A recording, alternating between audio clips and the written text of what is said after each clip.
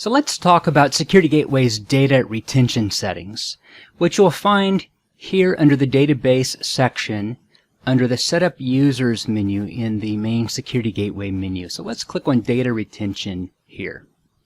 With the settings on this screen, you can determine how long to keep message database records, message content, or message SMTP transcripts. You can also determine under what circumstances message content will be retained or deleted, and how long to keep message transcripts.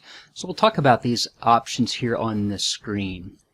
And by the way, before we get started, the purpose of these database records is to allow you to view the information contained within this database in the message logs and in the graphs and charts under the reporting tools. So, for example, if I go here to Reports, and then I click on any of these reports here, such as outbound mail, top senders, or messages processed, things like that.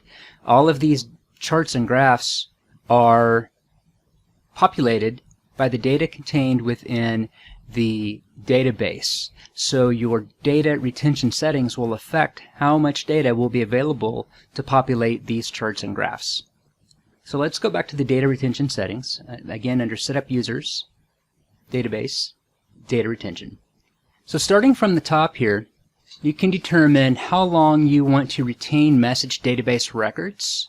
And again, keep in mind, as it says here, reports will be limited to this time frame, and a longer time frame will result in a larger database. So, for example, if you want to retain 30 days worth of database activity, and therefore 30 days worth of charts and graphs and logs and things like that, then you can select the second option to delete records after, and then put 30 in the blank. That is the default value. So database records by default are deleted after 30 days.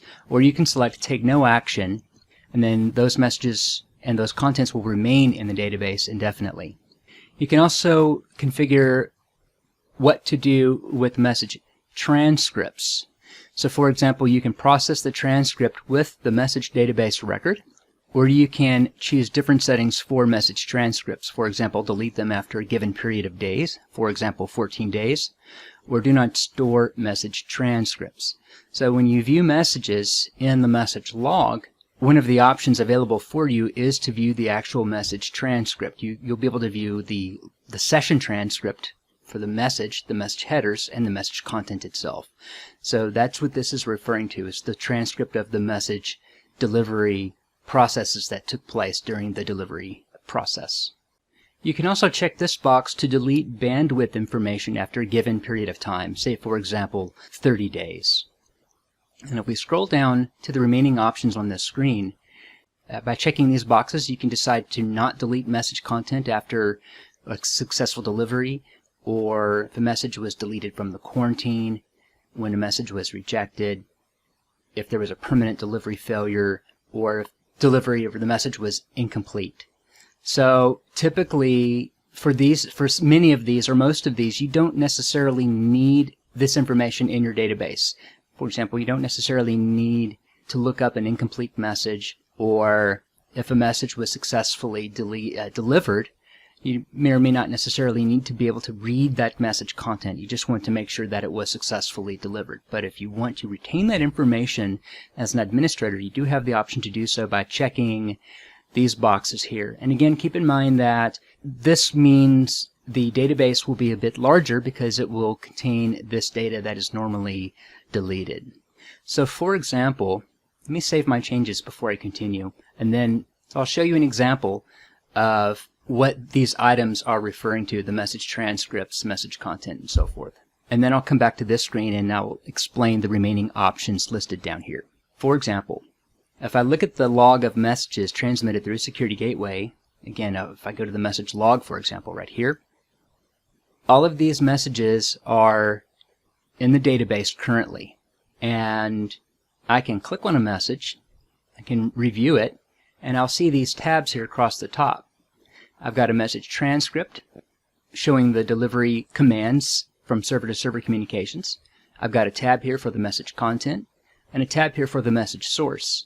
So those data retention settings that we were talking about on that previous screen apply to this information here. For example, the checkbox that said do not delete message transcripts after a successful delivery, that would apply to the transcript information here. There's also the option do not delete message content after a successful delivery, and so that would apply to any content under the message tab here. If these contents were deleted based on your data retention settings, then instead of seeing the actual content of the message here, you would see a message saying this content has already been deleted due to your data retention settings, or something similar to that effect. And I believe I have an example I can show you of what that looks like. Here's an example of what it looks like if you have your data retention settings configured to delete the contents of a message after a successful delivery, for example. You'll get this message here saying that the content is not available. And that will also apply to the message headers of the message source in this case.